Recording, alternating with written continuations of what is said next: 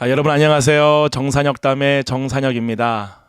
제가 저번 주에 미얀마를 선교를 다녀오느라고 거의 2주 동안 여러분들을 못 뵀던 것 같아요. 이번 미얀마 선교는 제 개인적으로 너무나 참 놀랍고 신기한 일들이 많았던 선교 일정이었어요. 어떤 일이 있었냐면은 되게 기억에 남는 순간들이 있었는데, 첫 번째는 미얀마는 원래 이렇게 기도를 크게 못 합니다. 주변에 막 굉장히 이제 불교 사원도 많고 스님들이 많기 때문에 이렇게 막 예수님을 막 크게 찬양한다든지 막 이렇게 복음을 외치게 되면은 바로 그 스님들이 신고를 할 수 있어요. 그러면 이제 군부가 지금 독재하고 있는 상황 가운데 있기 때문에 아예 이제 교회나 이러한 신학교나 이런 모임하는 장소를 군부에서 폐쇄시켜 버릴 수 있기 때문에 소리가 막 크게 나가면 안 돼요. 근데 이제 저희가 그 미얀마 선교 첫 번째 일정이 그 신학교 가서 강의를 하고 이제 그런 시간이었는데, 그때 이제 성령 세례와 성령 체험, 성령 충만에 대해서 쫙 이렇게 설명을 이제 하는데, 이제 마지막에 이제 방언을 못 받으신 분들 손들어 보라고 해보니까 절반 이상이 막 손을 들더라고요. 그래서 야, 우리 이 마지막 날 우리 같이 한번 기도하면서 방언을 받는 우리 시간을 한번 갖고 성령 체험, 바로 하나님의 영이 우리의 혼과 몸을 통치하는 그 경험을 한번 해봅시다 라고 해가지고 하는데, 우리가 이렇게 기도를 하고 하려면은 좀 소리를 좀 내야 되잖아요. 방언도 이렇게 하려면은 가만히 중얼 이렇게 조용 기도하는 게 아니라 막 말을 이렇게 선포를 해서 기도를 해서 이렇게 방언이 뚫려야 되기 때문에 기도를 좀 크게 할 수밖에 없는 상황이었어요. 근데 이제 당연히 이제 선교사님들은 기도를 크게 하는 게 굉장히 좀 우려가 되었죠. 근데 너무나 놀라운 게 뭐냐면은, 저희가 딱 사역을 시작하려고 이제 하는데 갑자기 막 폭풍우가 막 치면서 막 그 우리가 모여서 이렇게 기도했던 그 예배당 안에 밖으로 막 폭우가 막 비가 막 엄청 쏟아지는 거예요. 그리고 너무 놀라웠던 게 뭐냐면은 엄청난 강력한 바람이 예배당 안으로 확 불어 오는 그런 일들을 막 경험하면서, 첫 번째가 놀랍던 게 뭐냐면은 빗소리가 너무 크다 보니까 소리를 통성으로 기도해도 아무 상관이 없던 거야. 소리가 밖으로 들리지가 않을 정도로의 엄청난 폭우가 일순간에 내렸어요. 그 두 번째는 제가 이렇게 한 명 한 명씩 이렇게 안수를 해주는데, 제가 몸이 휘청거릴 정도로 굉장히 강력한 바람이 예배당 안에 확 한순간에 막 불어옴으로 말미암아 그 저희랑 같이 갔던 한 20명 정도 되는 그 선교팀들이, 야, 마가의 다락방에 불었던 이 성령의 바람이 이런 거였겠구나 라고 하는 그러한 체험들을 우리가 너무나 신비롭게 하는 그러한 일을 우리가 경험했어요. 두 번째 놀라웠던 경험 중에 하나가 뭐냐면은 저희가 이제 두 번째로 갔던 곳이, 이제 미얀마는 그 침례 교단이 중국의 삼자교회 아시죠? 중국에는 두 가지 교회가 있잖아요. 지하교회가 있고 삼자교회가 있고, 물론 뭐 가정교회도 이렇게 있지만 중국 정부에서 인정하는 교회는 삼자교회인데, 삼자교회 아시지만 제대로 된 복음을 전할 수도 없고 굉장히 권력과 밀접하게 연결되었기 때문에 굉장히 부정부패가 심하죠. 그와 똑같이 미얀마에 있는 아주 그 오래된 침례 교단은 정부에서 유일하게 인정하는 교단이에요. 근데 여러분 아시겠지만 침례교단, 우리나라 침례교단은 약간 좀 변형된 침례교단이라고 이렇게 말을 하는데요. 원래 이제 우리가 말하는 미국에 있는 남침례교단은 원래는 방언을 해도요, 방언만 해도 선교사한테 선교사 인주를 하지 않습니다.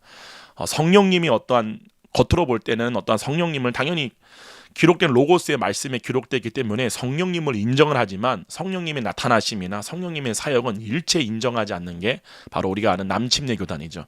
그러니까 그 미얀마에 있는 침례교단도 굉장히 종교화돼 버린 그러한 곳이었어요. 그래서 전혀 성령님의 사역을 인정하지 않고, 이제 그러한 곳이 주류다.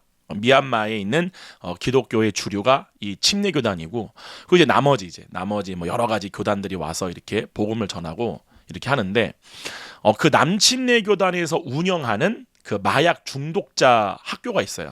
그러니까 말은 학교인데 거의 마을과 같은 타운이에요. 이렇게 산속으로 쭉 들어가게 되면은 산속 안에 큰 마을 같이 미얀마 정부에서 감당하지 못하고, 이렇게 또한 각 미얀마에 있는 퍼져 있는 각 교회에서 자신들이 이제 감당하기 힘든 마약 중독자들을 거기에 보내서 이제 치료하는 그러한 곳이 있거든요. 거기 안에 소속돼 있는 신학교가 있어요. 그 신학교에 가가지고 이제 신학생이 한 100명 정도가 되는데 너무 막 참 개인적으로 되게 아름다운 곳이었어요. 막 팔에 막 문신도 엄청나게 하고 거의 뭐 팔 굵기가 허벅지만한 아저씨들이 이제 미얀마에서 이제 좀 깡패들이겠죠. 이렇게 그들이 이제 와가지고 이제 교화되는 장소인데 너무나 참 순수하고 참 착하게 생긴 소녀들이 있었는데 악수를 하는데 손가락이 2개밖에 없는 거예요. 손가락 3개가 잘려져 있는 거예요. 뭐 사고를 당한 건지 아니면 마약 중독으로 인한 합병증으로 잘린 건지는 모르겠는데 대부분 이제 좀 그런 사연이 있는 분들이 딱 보기에도 많더라고요. 참 거기서 이 하나님 나라의 복음을 전하는데요. 여러분 참 신기한 게 뭐냐면은 예수님 이런 말씀하잖아요. 이것을 자신이 지혜롭고 슬기 있다라고 하는 자들에게는 숨기시고 어린아이 같은 자들에게 이 하나님의 나라라고 하죠. 이 하나님의 나라를 나타내심이 감사나이다. 이것은 아버지의 뭐다? 뜻이니다라고 말하잖아요. 여기서 예수님 말씀하신 하나님의 나라란 바로 성령님의 통치를 말하는 거예요. 성령님의 통치가 뭐냐? 바로 육신의 생각이 사로잡힘을 당하고 원래 우리가 인식하던 우리의 혼이 인식하던 원래 알던 하나님의 뜻, 그리스도의 마음, 하나님의 생각, 성령의 생각을 우리가 알게 되는 거죠. 하나님의 말을 듣는 거죠. 그래서 히브리서에서는 오늘 그의 음성을 너희가 들을 때에라고 말하잖아요. 우리가 구약에 보게 되면은 선지자들이 주님의 음성을 들었듯이 그게 뭐냐면 하나님이 하는 말을 들었던 거예요. 할렐루야. 근데 인간의 타락이 뭐라고 그랬죠? 바로 몸이 하는 말을 듣게 된 거죠. 모든 인간은 태어나면서부터 하나님의 말이 아닌 몸이 하는 말을 듣고, 그죠? 그게 몸의 생각이죠. 육신의 생각. 그 말을 듣고 인간이 그 말이 시키는 대로 살게 된 거죠. 그것을 몸의 종되었다라고 말하고 그 몸이 자기의 정욕의 기초에서 하는 말, 요구들, 무엇을 먹고 싶어, 무엇을 마시고 싶어, 무엇을 입고 싶어, 저거 갖고 싶어, 제가 미워, 제가 좋아, 이런 수많은 우리의 육신이 하는 말들, 이 육신의 생각을 따라가게 되면 그 끝이 뭐다? 사망이다.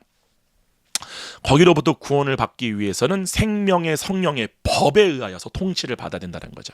생명의 성령의 법에 의해서 통치를 받는다는 건 뭐냐면은 바로 성령님이 하는 말을 듣게 되는 거예요. 하나님이 하는 말을 듣게 되는 거예요. 그게 이제 구약에 나오는 모세가 장막에서 하나님의 말씀을 들었듯이, 야곱이 장막 안에서 조용한 사람이었더라, 다윗이 그 하나님의 장막을 사모했듯이, 그 모든 장막의 비유는 자기 안에 계신, 지금 우리 안에 계신 성령님으로 인한 하나님의 뜻 아는 거죠. 하나님의 말을 듣는 거죠. 그게 이제 성경이 말하는 바로 구원입니다. 그래서 그 생명의 성령의 그 말씀, 그 성령님을 통한 말씀 자체가 우리에게 생명이 된다라는 사실 하여튼 쭉 얘기를 한 거예요. 거기 있는 미얀마에 있는 분들에게 쫙 기승전결로 얘기를 했어요. 그랬더니 너무 놀라운 게 뭐냐면은 이분들은 자기의 지혜가 없잖아요. 자기의 슬기가 없잖아요. 정말 미얀마에서도 정말 마약 중독이 너무 심해서 그 학교까지 와서 자기의 인생이 교화가 필요할 정도의, 변화가 필요할 정도의 그런 미얀마에서도 밑바닥의 인생을 살던 사람들이잖아요. 그러니까 얼마나 그들의 마음이 겸손하겠어요. 이 때문에 그 말씀을 듣는데 막 한 100명 정도가 수업을 듣는데요. 제가 3시간 설교했어요. 정확히 한 2시간 한 40분 정도 설교를 제가 하고 나머지는 이제 강은영 목사님이 하시고 이렇게 하셨는데, 너무나 그 말씀을 정말 움직임도 없이 그냥 빨아들이시들이 이 복음을 막 쫙쫙 받아들이는 거야. 근데 이제 저희가 그때도 너무 놀랐던 게 뭐냐면은 일순간 저희가 있던 그 타운에 엄청난 비가 막 폭우가 막 쏟아지는 거야. 그러니까 저희가 이제 예배가 끝나고 나서, 이제 설교가 끝나고 나서, 이제 강의 수업이 끝나고 나서 밖을 나가 보니까 밖은 바닥이 말라 있는 거야. 멀쩡한 거야. 근데 우리가 있던 곳에 막 폭우가 막 내리는데, 그때 제가 이제 어떠한 마음의 감동이 왔냐면은, 와, 주님이 기뻐하시는구나, 성령의 비가 막 내리는구나 하는 것들을 굉장히 강력하게 경험을 했어요. 3번째 경험이 참 놀라웠던 게 뭐냐면은, 3번째가 바로 그 유명한 미얀마의 침례교단 목사님들이 한 60명에서 80분 정도가 모이는 그 모임 장소에 저희가 초대를 받았어요. 저희가 초대를 받게 된 그 계기가 뭐냐면은, 그 미얀마의 정부가 인정한 유일한 신학교가 있어요. 침례 신학교가 거기에 있는데, 그 침례 신학교에 있는 그 교수님, 교수님 한 분이 이제 저희를 알고 계신 목사님의 사모님이에요. 그분이 이제 한국에서도 칼빈 대학교에서 신학도 하시고 굉장히 이제 공부도 많이 하시고 거기 이제 교수님으로 계시는데 그분이 이제 저희를 그 모임에 올 수 있게끔 이 연결다리 역할을 하신 거예요. 걔 가가지고 똑같이 막 복음을 전했죠. 막. 근데 중요한 거는 침례교단은 성령님의 역사를 거의 인정하지 않잖아요. 그리고 그분들이 들었던 이 지금 이 복음의 이 하나님 나라의 복음이 너무 놀라운 거예요. 너무 생소하기도 하지만 너무 충격적이기도 하고 너무나도 클리어하고 너무나도 단순하지만 너무나 명확한. 그러니까 막 그분들이 막 어떤 분은 막 그걸 막 쓰기도 하고 어떤 분은 막 앱에서 말씀을 막 찾아가면서 막 그거를 막 받아 적고 막 비교해 가면서 막 하는데 저에게 주어진 시간이 1시간밖에 없었어요. 근데 너무나 감사하게 1시간이 조금 넘는 한 1시간 5분 정도 되는 시간 동안에 거기에 계신 분들 중에 거의 80% 이상의 분들이 너무나 이 말씀을 습자지같이 막 빨아 먹으시는 거예요. 이번에 했던 그 미얀마에 있는 선교 일정 가운데에는 그전에는 저희랑 이렇게 항상 교제했던 선교사님이 운영하시는 하시는 그 신학교와 그 고아원 사용만 했다면은 이번에는 외부적으로 이제 더 확장되어지는 너무 놀라운 시간이었어요. 저는 여러분들과 오늘 함께 정산역담 나누고 싶은 정말 중요한 메시지, 너무너무나 중요한 메시지가 있어요. 첫 번째, 여러분 그거 아세요? 하나님은요 여러분을 사랑하십니다. 하나님은 여러분이 죄를 짓건 죄를 짓지 않았던 그거와 상관없이 여러분을 사랑하세요. 여러분 이걸 아셔야 돼요. 이 원리를 아셔야 돼요. 이 진리를 알아야 돼요. 여러분 반드시 아셔야 돼요. 한번 봐볼게요. 창세기 2장이에요. 제가 창세기를 되게 많이 보죠. 왜냐하면 창세기가 시작이라서 그래요. 창세기의 1장, 2장, 3장은 성경 66권에 전부가 다 담겨 있다라고 말해도 과언이 아니에요. 왜냐하면 모든 결말, 모든 결과의 원인, 시작이 여기에 기록되어 있기 때문에 너무너무 중요한 말씀. 근데 한번 봐보세요 여러분. 창세기 2장 25절이에요. 이 되게 중요한 말이에요. 창세기 2장 25절. 우리 지금까지 많이 읽어봤죠. 제가 읽을게요. 아담과 그의 아내 두 사람이 벌거벗었으나 부끄러워하지 아니하니라. 여러분 이게 굉장히 중요한 말입니다. 이거는 뭐 여러 가지의 뭐 의미가 이 안에 담겨 있죠. 근데 가장 중요한 의미가 뭔지 아세요? 벌거벗었다라는 거예요. 벌거벗었다. 여러분 이거를 정말 잊지 마시기를 바랍니다. 벌거벗었다. 아직 성령님으로 인하여 하나님의 사랑이 여러분의 마음 가운데 부음받지 못하신 분들 계실 거예요. 분명히 제 방송을 보시는 분들 가운데서도 나는 하나님이 나를 사랑하는 줄 잘 모르겠어 라고 하는 분들 분명히 계실 겁니다. 여러분 분명히 아셔야 돼요. 하나님은 당신을 사랑합니다. 그리고 두 번째, 지금 혹시 내가 죄를 지었음으로 말미암아 그 죄책감과 정죄감 때문에 아니면은 율법주의적인 교회 막 죄를 회개해야 됩니다. 그러니까 회개가 뭔지의 의미를 잘 모르고 죄를 안 짓는 것, 죄를 안 짓기 위해서 참는 것, 이것으로 어떠한 좀 제가 강력하게 비유를 할게요. 불교 신자들이 고행을 하듯이 카톨릭의 신부들이 채찍으로 자기의 몸을 때리듯이 이런 식으로 어떤 자기 스스로의 노력으로 고행과 수련을 통하여 구원을 이루어가게끔 시키는 그러한 교회가 바로 율법주의적인 교회입니다. 무슨 말인지 알겠죠? 뭐 목사님들에게 충성을 강요하고 순종을 강요하고 뭐 이런 것들이 있잖아요. 교회 헌신 봉사, 정결한 삶, 거룩한 삶 막 엄청 강조하면서 회개를 외치는 그런 교회들 있잖아요. 잘 들으셔야 돼요. 여러분이 그 가운데 절대로 정죄함 받지 마시기를 바랍니다. 왜냐? 이걸 아셔야 돼요. 하나님은 여러분이 몸의 죄를 짓고 안 짓고와 상관없이 여러분을 사랑하십니다. 이게 알아져야 돼요.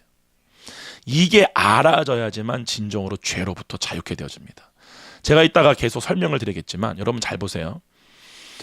여러분이 몸이 죄를 지음으로 말미암아 그 몸의 죄로 인하여서 여러분이 스스로의 정죄감과 죄책감에 빠져 있다. 그러므로 나는 몸으로서 죄를 짓지 말아야 돼 라고 하는 의무감이나 그러한 생각에 여러분이 잡혀있다는 건 뭐냐면은 이미 선악으로 여러분을 스스로 판단하고 있다는 거예요.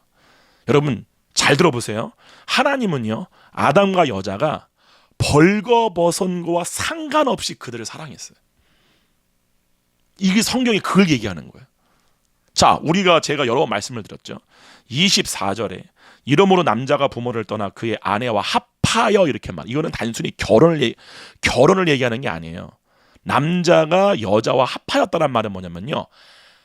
남자가 여자의 머리가 되었다라는 걸 얘기하는 거예요.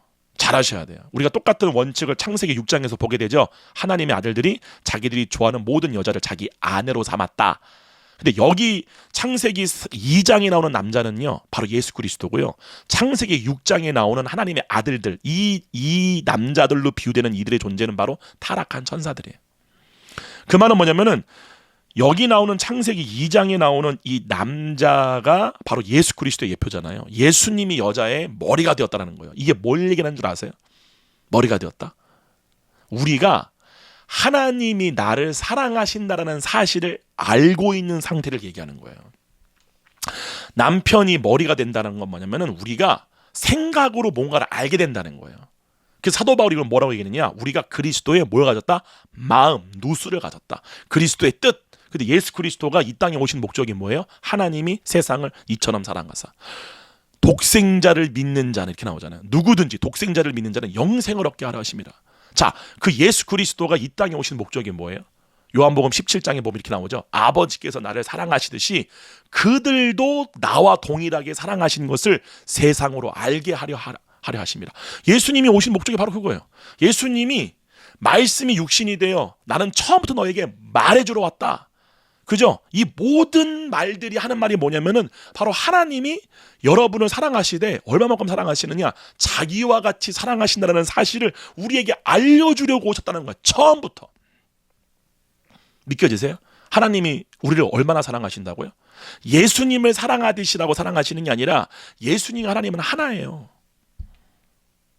아멘? 예수님이 아버지와 자기를 동일시했다는 말은 뭐냐면은 예수님에게 있어 자기 존재는 하나님이 전부예요. 똑같이 하나님도 예수님을 자기와 같이 사랑하신 거예요. 예수님 뭐라고 말씀하셨느냐? 아버지가 나를 사랑하시듯이 그들도 사랑하시는 것을 세상으로 알게 하려 하십니다. 하나님이 여러분을 얼마만큼 사랑하시느냐? 자기처럼 사랑하세요.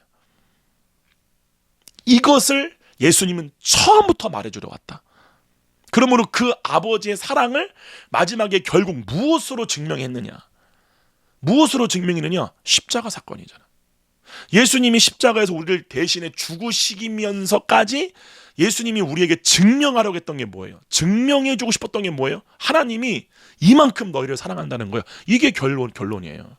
근데 여기 나오는 남자가 바로 예수 그리스도인데 이 남자가 여자의 머리가 되었다는 말이면 여자는 바로 우리예요. 우리. 여자는 우리입니다. 교회, 그리스도의 몸으로 부름받은 우리예요. 우리가 아는 거예요. 누굴 통해? 예수님을 통해. 뭘 안다는 거예요? 하나님의 사랑을. 근데 봐보세요. 지금 중요한 거는 여기 이들이 아담과 그 아내 두 사람이 뭐 했다 그래요? 벌거벗었다. 이 뭘 얘기하는 거야? 몸에 아무런 의의가 없는 거예요. 몸에 아무런 선이 없는 거예요. 벌거벗은 거예요. 아무런 자랑할 것도 없고 뭐 없어요. 그러니까 아무것도 없어요. 몸에는 아무것도 없는 거예요. 어떤 의의도 없고 어떠한 선도 없어요. 마태복음 19장에 그 부자 청년이 선한 선생이요. 내가 무슨 선한 일, 이 일이 뭐예요? 몸의 일. 몸의 일로서 무슨 일을, 선한 일을 하면 내가 영생을 얻어오리까? 이게 뭘 얘기하는 거예요, 지금? 몸에 선이 있다라고 믿는 거잖아요. 이게 선악을 알게 된 인간이 자기 몸이 갖고 있는 선악의 지식을 따라 자기 선을 알게 된 거잖아요. 자기 선을 갖게 된 거잖아요. 자기의 선행을 하나님 앞에 의롭다 인정받으려고 하는 거잖아요. 그게 로마서에서 사도 바울이 주구장창 말하는 자기의라는 거잖아요. 몸에는 아무런 의가 없어요. 그래서 예수님 뭐라고 그래요? 선한 이는 너희 아버지밖에 없다. 하나님밖에 없다. 누가 선하신 거예요? 하나님이 선하신 거잖아요. 여러분, 예수님이 마태복음 5장에서 나는 율법을 폐하러 게 아니라 율법을 완전케 하러 왔다라고 했을 때 그 율법이 어떻게 완전해지는 거예요? 율법이 어떻게 이루어지는 거예요? 판임할 때. 판임. 우리가 하나님과 얼굴과 얼굴을 맞대어 범으로 말미암아 내가 하나님이 되는 거예요. 내 존재를 하나님과 동일시하는 거예요. 하나님과 하나가 되는 거잖아요. 그럴 때 나를 통해 누가 나타나기 시작하는 거예요. 하나님의 선, 하나님의 의, 그 하나님의 선이 율법을 완전케 하는 거잖아요. 하나님의 의가 우리로 율법을 행하게 하는 거잖아요.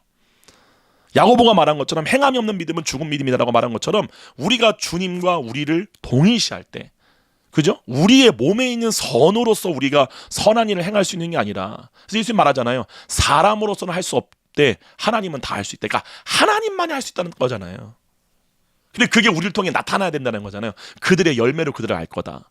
그 말은 뭐냐? 그들이 누구와 판임을 하고 있냐? 누구와 자기를 동일시하고 있느냐? 라고 하는 거잖아요. 뭐 여러분이 무슨 말인지 이해 가세요? 그러니까 봐보세요. 원래 아담과 하와에게는 몸에 아무런 선이 없었어요. 선과 악이나 뭐 아무것도 없었어. 의도 없고 아무것도 없는 거예요. 그 상태에서 하나님은 그냥 사랑하신 거예요. 그냥 그들을 사랑하신 거예요. 그래서 하나님의 사랑이 우리 가운데 언제 부어져요? 우리가 아직 죄인 되었을 때.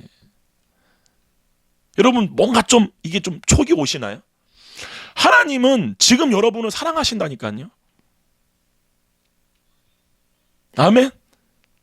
이게 여러분 가운데에 믿겨지는 은혜가 와야 돼요. 그럴 때에 진짜로 죄로부터 자유케 되어지는 거예요. 아멘. 예. 여러분 이게 이해하셔야 돼요. 하나님은 여러분을 지금도 사랑하십니다. 동일하게 여러분을 사랑하십니다. 여러분이 죄를 짓고 안 짓고와 상관없이 사랑하세요. 근데 이 말을 들을 때 거리낌이 온다. 그 여러분의 혼이 지금 누가 하는 말을 듣고 있는 거예요? 선악으로 이원화된 육신의 생각이 하는 말을 듣고 있는 거예요. 그게 하나님 아는 것을 대항하여 높아진 거예요. 이해 가세요? 이 잘 들으셔야 돼요. 하나님 아는 것을 대항하여 높아졌다는 말은 뭐냐면은 여러분의 선악의 지식은 하나님의 무조건적인 사랑을 받아들일 수 없어요. 무조건 조건적이에요. 그렇기 때문에 하나님 앞에 사랑과 인정을 얻어내기 위해서 자기의 의를 쌓아야 돼요. 근데 이 자기의 의를 쌓는 작용이 뭐가 되어지느냐? 자기를 스스로 교만하게 하는 거예요. 이게 하나님 앞에 자기를 높이는 행위예요. 아이러니하지 않나요? 하나님으로부터 인정을 받고 내가 선한 일을 해서 영생을 얻으려고 하는 그 육신의 요구 자체가 우리를 결과적으로 어떻게 만들어가느냐? 하나님 앞에 자기를 높이게 되어 있고 하나님 앞에 자기를 그렇죠? 세우게 되어 있고 하나님을 대적하게 되어 있다는 거예요. 여러분 무슨 말 이해 가시겠어요? 그러니까 우리가 율법적으로 그러니까 우리가 내가 선이나 무슨 악이나 상관없이 하나님 나라를 사랑해. 이게 여러분 가운데 일단 오셔야 돼요. 누구를 통해서? 성령님을 통해서. 이게 너무 중요한 역할입니다, 여러분. 제가 좀 이따가 결론의 말씀을 드릴 거예요. 그럼 이제 무슨 말인지 알게 될 거예요. 근데 이 사랑보다 사랑을 얻어내기 위해서, 영생을 얻기 위해서 내가 하나님 앞에 내 몸을 통해서 어떤 일을 하는 거야. 선한 일, 착한 일, 깨끗한 일, 내 노력과 내 수고로 나를 거룩하게 만들어가는 거야. 그렇게 되면은 어떠한 부작용이 생기느냐, 이게 놀라운 부작용이 생기는데 이게 무슨 부작용이냐? 내가 높아지게 돼요. 너무 놀랍지 않아요? 나는 하나님으로부터 사랑을 얻고 싶었던 건데, 나는 하나님으로부터 인정을 받고 싶었던 건데, 그러죠? 그래서 선을 행한 거잖아요. 하나님의 자녀답게 살기 위해서 내가 노력해서, 내가 수고해서, 내가 열심히 최선을 다해서, 그죠? 내가 막 이 율법을 지키고 선한 일을 하고 막 했는데 나오는 열매가 뭐냐면은 오히려 하나님을 대적하는 거예요. 하나님이 나를 향한 사랑을 아는 것을 대적해 높아진 게 바로 선악의 지식인데 이 선악의 지식 우리에게 요구하는 거죠. 하나님의 사랑은 절대 무조건적이지가 않아. 네가 뭔가 더 깨끗해야지. 그리고 너 지금 예수님 믿은 지가 몇 년 됐는데 네가 그만큼의 열매가 나와야지 라고 하는 순간 선하게 하는 말을 듣게 되죠. 그 사도 바울이 갈라디아에서 뭐라고 그래요? 율법 안에서 의롭다 함을 얻으려고 하는 자는 은혜에서 뭐다? 끊어진 자라 그러잖아요. 끊어지게 돼요. 하나님의 사랑으로부터 분리되어지게 돼요. 이 너무 놀라운 신비인 거예요. 그러니까 내가 말씀을 보고 내가 하나님의 자녀가 되었음을 알았지만 그죠? 이 사랑을 알지 못하는 상태에서 이 말씀에 대한 나의 동의로 이 말씀이 요구하는 율법대로 살려고 하면 할수록 무슨 일이 생기느냐? 은혜로부터 끊어지게 되고 하나님의 사랑으로부터 끊어지게 되고 마음은 점점 더 강팍해지게 되고 나도 모르게 나를 높이게 되어 있고 나를 자랑하게 되어 있고 동시에 뭐다? 육신이 주는 생각에 종되었기 때문에 육신이 하는 말을 듣고 있는 상태이기 때문에 자기의 의를 높이려고 함과 동시에 육신이 원해하는 정욕에 기초한 죄를 짓는 삶이 끊임없이 반복되어지는 거예요. 이게 누구였어요? 바리새인들이었잖아요. 바리새인들은 누구보다 자기 의가 높았잖아요. 왜냐하면 누구보다 말씀을 잘 지켰기 때문에 자기의 노력으로 최선을 다했기 때문에. 근데 예수님 그들이 뭐라고 그래요? 죄를 짓는 자는 죄의 종이다 라고 말하잖아요. 그래서 마귀가 우리를 종되게 하게 해서 사용하는 무기가 율법이라는 거잖아요. 율법. 죄의 권능은 율법이라고 하잖아요. 여러분 이해 가세요? 이 놀라운 법칙이. 제가 수요일 날 내일 진짜 깜짝 놀랄 만한 말씀 여러분들과 정말 나누려고 그래요. 근데 여러분 분명히 이 시간 여러분 아셔야 돼요. 하나님은요 여러분 사랑하세요. 근데 이 사랑을 아시는 분도 계세요. 할렐루야. 그리고 이 사랑이 아직 뭔지를 모르는 분들도 의외로 많으세요. 근데 나는 하나님 사랑이 뭔지 모르겠어. 여러분 하나님의 사랑을 알고 싶으세요? 오늘은 요것만 좀 얘기할게요. 요 부분은 이제 내일 이제 하나님의 사랑이 어떻게 우리 가운데 알아지는가. 이 정말 초대박 말씀 여러분과 함께 내일 나누려고 하는데요. 오늘 여러분들과 제가 나누려고 했던 요 내용은 바로 이거예요. 사랑하기 때문에 믿겨지는 거고요. 믿겨지기 때문에 소망이 되어지는 거예요. 이 원리 여러분 반드시 아셔야 돼요. 무슨 말이냐? 다 같이 한번 가볼게요. 고린도전서. 여러분 다 아시는 말씀이죠. 딱 고린도전서 사랑장이죠. 13장. 이렇게 나와요. 맨 마지막에. 13장 13절이에요. 그런즉 믿음, 소망, 사랑 이 세 가지는 항상 있을 것인데 그 중에 제일은 사랑이라. 여기 나오는 사도 바울이 말한 제일은 사랑이라는 말을 하면 가장 최선이다. 가장 퍼스트다. 맞아요. 그것도 있고요. 플러스 여기에 어떤 의미도 있느냐. 사랑이 먼저라는 거야. 모든 것의 시작은 사랑이다. 제일, 최고도 사랑이고 시작도 사랑이다. 무슨 말이에요? 우리가 아직 죄인 되었을 때에 하나님이 우리에게 부어주는 것이 믿음이 아니에요. 반드시 원칙을 아셔야 돼요. 사랑이 먼저 부어지는 거예요.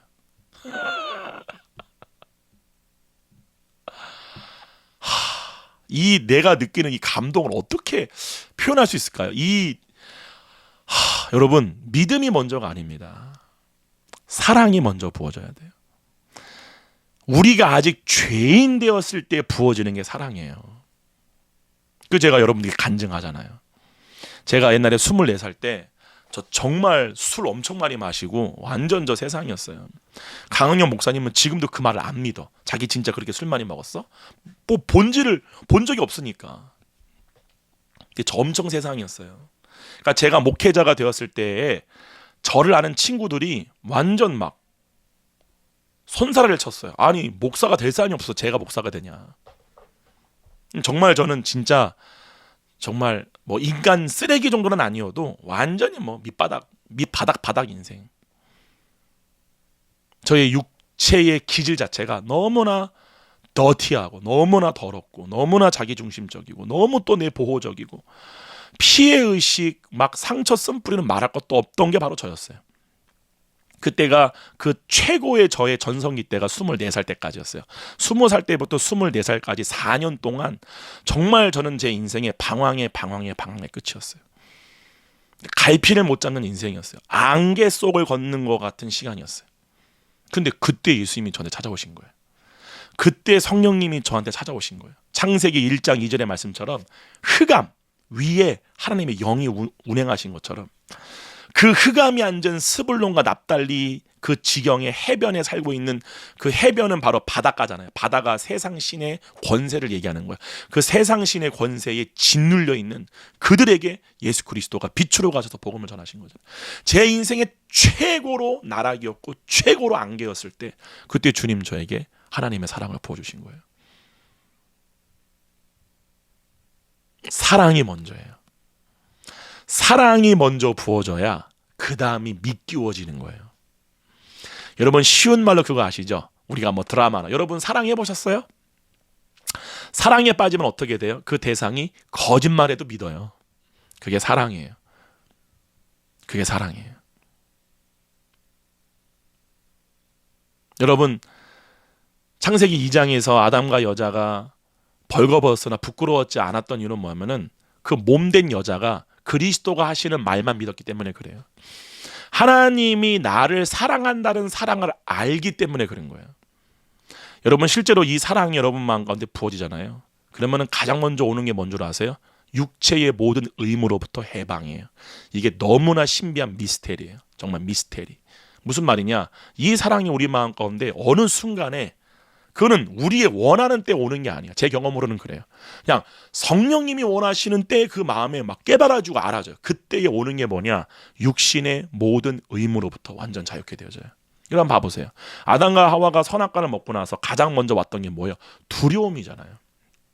이게 히브리서 2장에서 히브리서 기자가 말한 죽기가 무서워 일평생 몸에 종된 상태. 여러분, 우리의 혼이 왜 일평생 몸이 주는 생각으로부터 분리되지 못하고 종살이 하는 줄 아세요? 죽는 것이 무섭기 때문에 그래요. 죽는 것이 무섭기 때문에.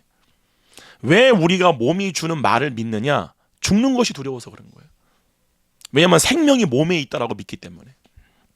근데 그 몸에 종된 상태를 만들어내는 그 두려움을 몰아내는 능력이 뭐라고 그래요? 사랑이라고 하잖아요. 실제 이거는 어떤 말로 표현이 안 돼요. 실제로 성령님에 의하여서 하나님이 나를 사랑한다는 사실이 믿겨지잖아요. 첫 번째, 지옥 갈 거에 대한 두려움이 다 없어지게 됩니다. 여러분 한번 그냥 이것을 모르시는 분들은 그냥 이론적으로 상상만 해보세요. 천지의 주관자이신 하나님이 여러분을 사랑해요. 나를 사랑해요. 그러면 내가 지옥 갈 거에 대한 두려움이 있겠어요? 없습니다. 없습니다. 실제로 없어지게 돼요. 이거는 구원파에서 말하는 방종하고는 완전 다른 겁니다. 완전히 해방되어져. 율법의 의무, 모든 육신의 의무로부터 무엇을 먹을까 입을까 마실까 어떻게 내가 앞으로 살아낼까라는 수많은 육신의 생각 플러스 내가 선한 일을 하여야지만 구원받을 수 있어. 내가 그리스도인이라면 이렇게 살아야 되라고 하는 그 모든 내 육신의 욕으로부터 완전 자유케 되어져요. 왜요?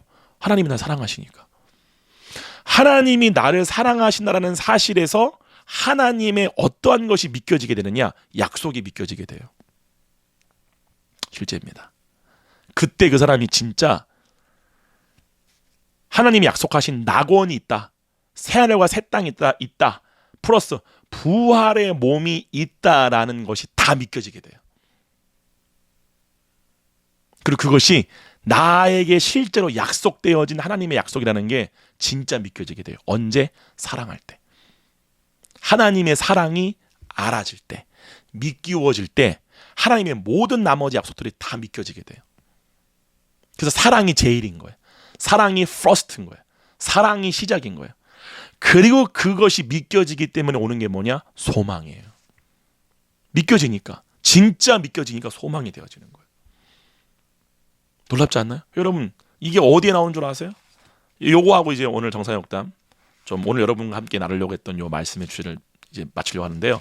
다시 정리하자면은 사랑하기 때문에 믿겨지고 믿겨지기 때문에 소망되어집니다. 어디 나오느냐? 요한복음 5장이에요. 한번 가보세요. 이것도 우리가 많이 읽었던 말씀이에요. 봐보세요. 요한복음 5장. 여러분 요한복음 5장, 6장, 7장, 8장 막 다 읽어보시면 10장 막 끝까지 다. 요한이 얘기하고 싶었던 성령님이 사도 요한을 통해서 말해주고 싶어 했던 그 진리가 뭐냐? 모든 논쟁의 중심거리가 뭐예요? 예수님이 말씀이 되어 육신으로 오신 분이 예수님인데 왜 내 말을 믿지 않냐라고 말하잖아요. 근데 그 말을 듣고 있던 유대인들은 누구보다 하나님의 로고스의 말씀을 엄청 열심히 연구했던 사람들이잖아요. 이렇게 나오죠. 요한복음 5장 39절. 너희가 성경에서 영생을 얻는 줄 생각하고 성경을 연구하거니와 이 성경이 곧 내게 대하여 증언하는 것이니라. 그러나 너희가 영생을 얻기 위하여 내게 오기를 원하지 아니하는도다. 나는 사람에게서 영광을 취하지 아니하노라. 이거 굉장히 중요한 말입니다. 무슨 말이에요? 예수님 이렇게 말씀하신 거예요. 영생을 얻으려면은 성경을 너희들이 갖고 있는 머리의 지식과 육신의 생각으로 연구한다고 얻어지는 게 아니야. 나와 판임을 해야 돼. 이해 가세요? 이렇게 말하잖아요. 41절에 나는 사람에게서 뭐를 취하지 아니한다? 영광. 영광이 뭐라고 그랬어요? 출애굽기 33장에 주의 영광을 우리에게 보여주시옵소서. 나에게 보여주시옵소서. 모세가 요구할 때 하나님 뭐라고 그래요? 나의 얼굴을 보고 살 자가 없음이라고 얘기하잖아요. 즉 모세도 못했던, 구약의 아브라함도 못했던, 다윗도 못했던, 야곱도 못했던, 다니엘도 못했던, 욥도 못했던 뭐예요? 하나님과 얼굴을 맞대어 보는 일을 이루시는 자로 오신 분이 누구예요? 바로 예수 그리스도예요. 여러분 하나님이 구약에서 뭐라고 그랬다고요? 모세한테. 모세가 뭐를 요구했다고요? 주의 영광을 내게 보여달라고. 주의 얼굴을 내게 보여달라고. 그때 하나님 뭐라고 그래요? 나를 보고 살 적 없다. 내 등만 보여주겠다. 똑같은 요구를 누가 하죠? 빌립이 하잖아요. 주여 아버지 얼굴을 내게 보여달라고. 그때 예수님 뭐라고? 나를 본 자는 아버지를 보았다. 무슨 말인지 아세요, 여러분? 예수님이 뭐를 이루기 위해서 오신 거예요? 파님. 원래 아담과 하와가 갖고 있던 얼굴과 얼굴을 맞대어 보던 하나님과 자신의 존재를 하나로, 그리고 하나님이 어떠한 분인지를 알게 되어지는, 그 알미 곧 영생이 되어지는, 영생은 곧 하나님과 예수 그리스도를 아는 것입니다. 그 파님을 이루게 오신 거죠. 근데 예수님 뭐라고 그래요, 여기서? 나는 사람에게서 영광을 취하지 아니한다. 나는 사람으로부터 내 얼굴을 취하지 아니한다. 내 존재를 취하지 아니한다. 즉 무슨 말이요? 몸을 내 존재로 취하지 아니한다. 몸을 내 존재로 취하지 아니한다. 창세기 3장에 뭐라고 그래요? 내가 벗었으므로. 그래서 내가 벗었으므로. 즉 벗은 몸이 뭐가 된 거예요? 내가 된 거예요. 이 똑같은 말씀하시는 거예요. 나는 사람에게서 영광 취하지 않는다. 그죠? 그럼 무슨 말이에요? 하나님으로부터 영광을 취할 때 영생이 얻어진다는 거예요. 그 말은 하나님과 얼굴과 얼굴을 맞대어 볼 때, 그러죠? 우리가 거울을 보고 막 이 거울에 비친 내 얼굴을 보고 내 얼굴이 이렇네라고 아는 것처럼 하나님의 얼굴을 보고 그 얼굴이 자기 존재가 되는 거예요. 그럴 때 우리는 뭐를 알게 되죠? 하나님을 알게 되잖아요. 그래서 요한복음 17장 3절에 영생은 참 하나님과 그가 보내신 자 예수 그리스도를 아는 것이다. 이게 파님이에요. 영생이라는 거는 성경을 연구한다고 이들이 얻어지는 게 아니야.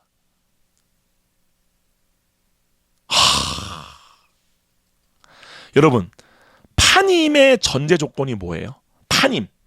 하나님과 얼굴과 얼굴을 맞대어 보려면, 하나님이 내 머리가 되려면, 하나님이 나와 하나가 되려면, 내가 하나님과 내 존재를 하나로 여기게 된다는 거.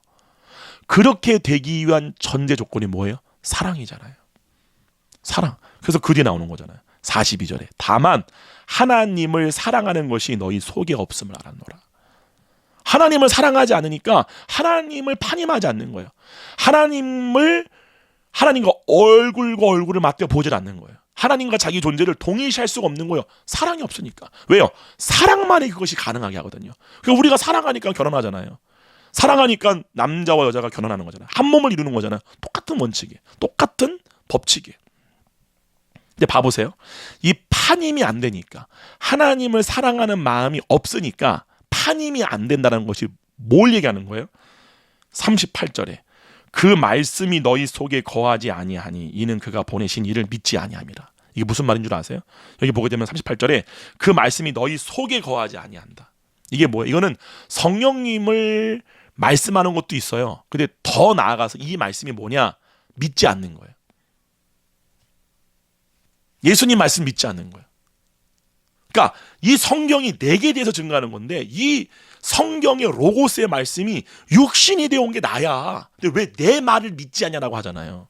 왜 믿지 않아요? 파님하지 않기 때문에. 사랑하지 않기 때문에. 그러니까 예수님 뭐라고 그래요? 너희들이 누구와 파님을 하고 있냐? 누구로부터 영광을 구하냐? 44절이에요. 43절부터 봐보세요. 나는 내 아버지의 이름으로 왔음에, 내 아버지의 이름으로 왔다는 말하면 내가 없다는 거예요. 내가 없다. 난 없다. 지금 무슨 말이야? 나는 아버지에게서 내 존재를 동일시했다. 그러니까 그게 내가 없는 거예요. 내가 죽고 예수만 산다. 똑같은 말이에요. 주님과 파님을 할 때야만이 우리는 주님과 하나가 되고, 그때 내가 없어지게 돼요. 이게 실질적으로 어떻게 우리 가운데 이루어지는 거냐? 하나님을 대적하여 높아진 생각이 성령님에 의하여서 사로잡힘을 당하는 상태예요. 그게 이 육신의 생각을 가지고 왜냐면 선악의 지식을 먹은 거잖아요. 선악의 지식을 먹으면 하나님과 분리가 된 거잖아요. 그 선악의 지식을 가지고 내 기준, 나라는 존재가 생긴 거잖아요. 이게 성경이 얘기하는 거잖아요. 때문에 이 생각이 성령님에 의하여서 사로잡히는 일이 언제 일어나게 되느냐? 내가 없어질 때예요. 내가 언제 없어지느냐? 파님할 때예요. 파님할 때야만이 내가 없어지게 되고, 나라고 하는 존재를 만들어내는 생각이 없어지게 돼요. 그거를 따라가지 않는 상태가 돼요. 그 파님이 이루어지기 위해서 유일한 전제 조건이 뭐냐? 사랑이에요.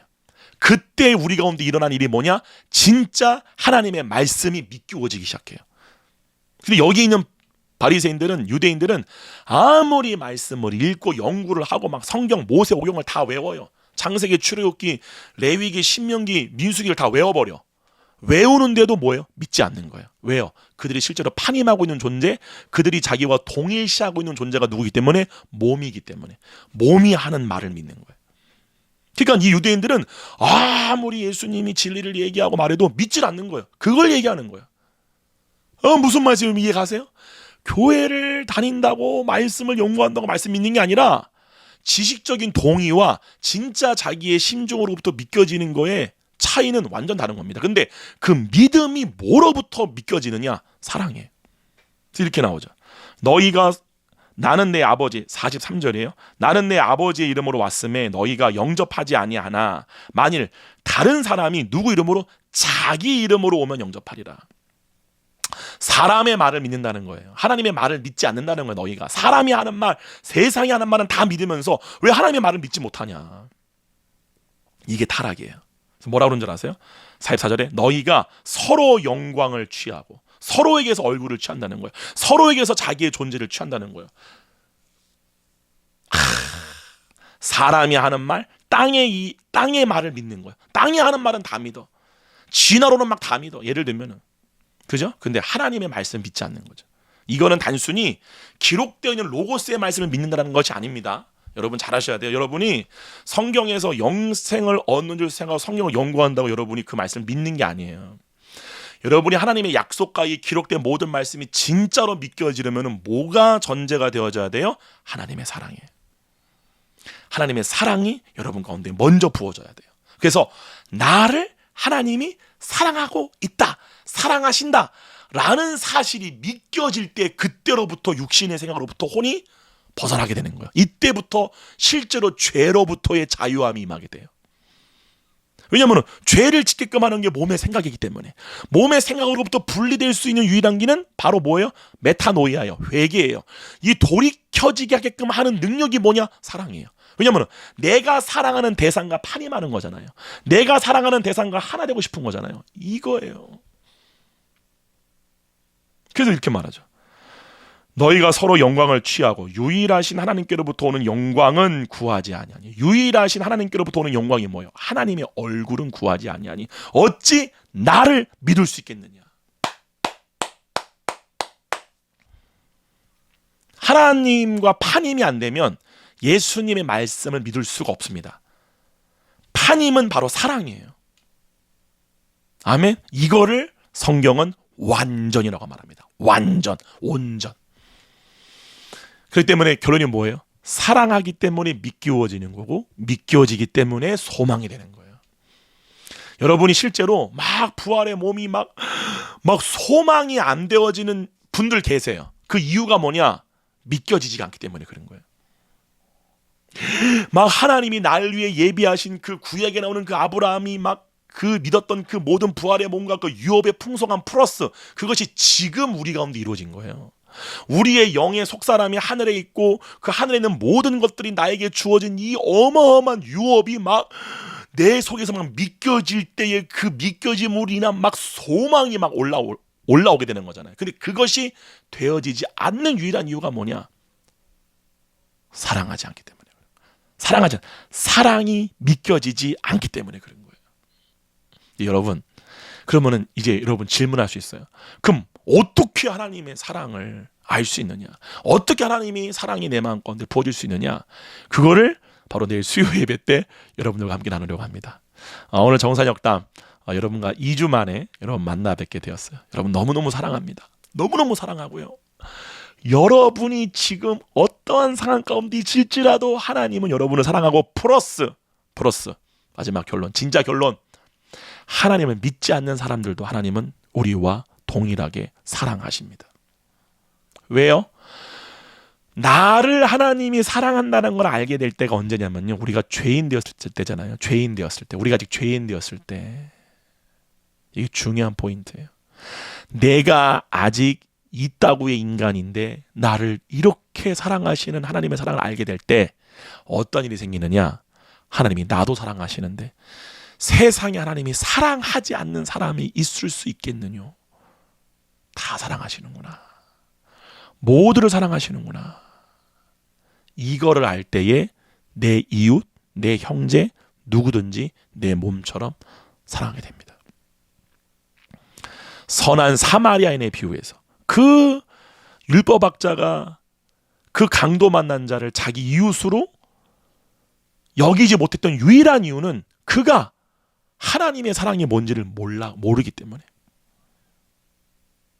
근데 예수님은 그 사랑을 그 율법학자에게도 가르쳐주고 싶었던 거예요. 그거를 제가 내일 여러분들과 함께 나누려고 합니다. 누구에게 이 하나님의 사랑이 임하느냐? 누구에게 이 하나님의 사랑이 부어지느냐? 할렐루야! 여러분, 이 사랑이 부어지는, 그리고 예수님을 그 사랑을 과거에 경험했지만 살면서 그 사랑이 계속적으로 경험되지 않으므로 목말라 하시는 분들, 내일 그 답을 여러분께 가르쳐 드릴 거예요. 이거를 반드시 여러분이 함으로 말미암아 하나님으로부터 사랑을 많이 받는 여러분 되기를 간절히 바랍니다. 제가 기도하고 오늘 정사역담 마무리하겠습니다. 잠고마워 주님 감사합니다.